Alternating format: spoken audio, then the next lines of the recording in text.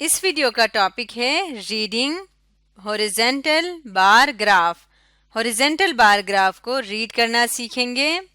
सबसे पहले horizontal bar graph को एक मिसाल के जरिए समझते हैं। ये एक हमारे सामने मिसाल है। The principal of a school held a vote to know that which subject students like the best.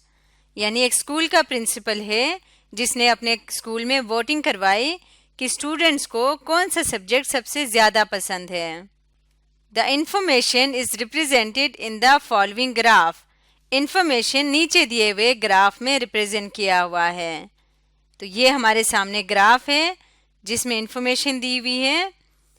सबसे पहले अगर हम इस ग्राफ को देखें तो ये क्या है, ये एक हॉरिजॉन्टल बार ग्राफ है। हॉरिजॉन्टल क्यों है? क्योंकि अगर देखें तो यहाँ पे जो इसके बार बने हुए हैं इनको बार कहते हैं।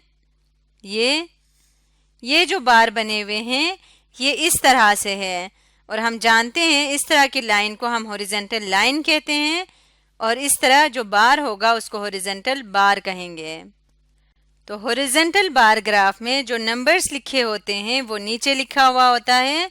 जैसे यहाँ पे लिखा हुआ है, जहाँ से शुरू हो रहा है वहाँ पे लिखा है 0, फिर उसके बाद 1, फिर 2, 3, 4 से लेके 10 तक। ये हर नंबर बराबर के फासले पर मौजूद होता है, यानी हर दो नंबर के दरमियान का जो फासला है वो बराबर होना चाहिए। इसके ऊपर नंबर्स बिल्कुल ऐसे लिखते हैं जैसे हम नंबर लाइन के ऊपर लिखते होते थे, बराबर के फासले से। और जो ये वर्टिकल लाइन है, ये लंबा ऊंचाई में जो लाइन है, इसके ऊपर हमने सब्जेक्ट्स लिखे हुए हैं, इंग्लिश, स्पेलिंग, मैथ, साइंस और आर्ट्स। तो हॉरिजॉन्टल बार ग्राफ को रीड कैसे करते हैं?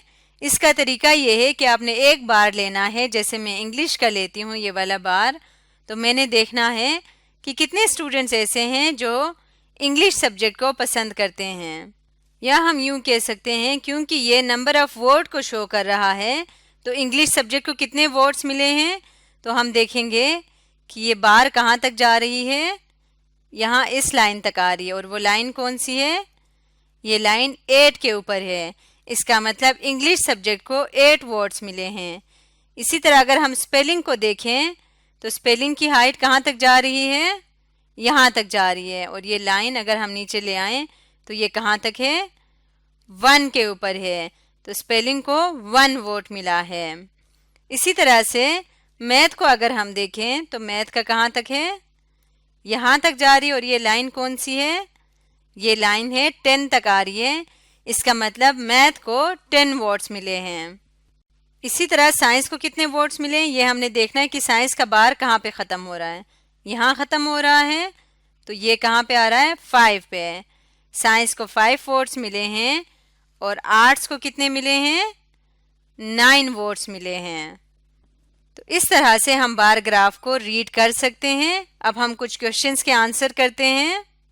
पहला क्वेश्चन है, how many students voted for arts. यानी हमने देखना है कि आर्ट्स के लिए कितने स्टूडेंट्स ने वोट किया है।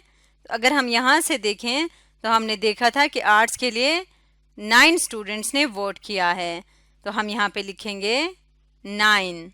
यहाँ नीचे जगह नहीं है। अब आगे के क्वेश्चंस यहाँ पे करती हूँ। Did more students vote for arts और फॉर इंग्लिश।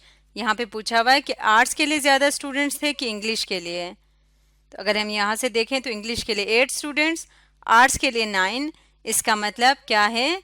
आर्ट्स के लिए ज़्यादा स्टूडेंट्स ने वोट किया। तो हम यहाँ पे लिख सकते हैं आर्ट्स। एक और क्वेश्चन देखते हैं, which subject received exactly 10 votes. कौन सा सब्जेक्ट है जिसको एग्जैक्टली 10 वोट्स मिले?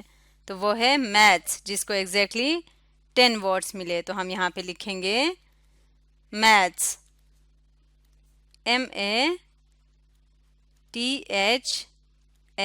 मैथ्स। तो इस तरह से हम हॉरिजॉन्टल बार ग्राफ को रीड कर सकते हैं। आज हमने सीखा हॉरिजॉन्टल बार ग्राफ के बारे में।